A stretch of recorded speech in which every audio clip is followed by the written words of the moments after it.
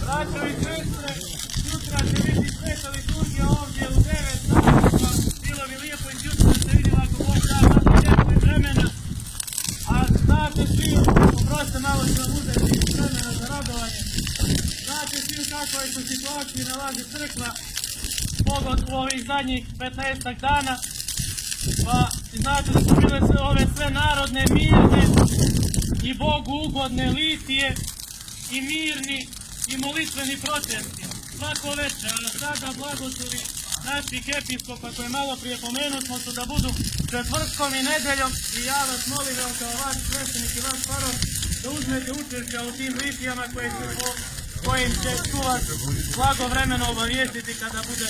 došlo vrijeme da sačuvamo naše crkve i ono što su nam postavili u zavještanje.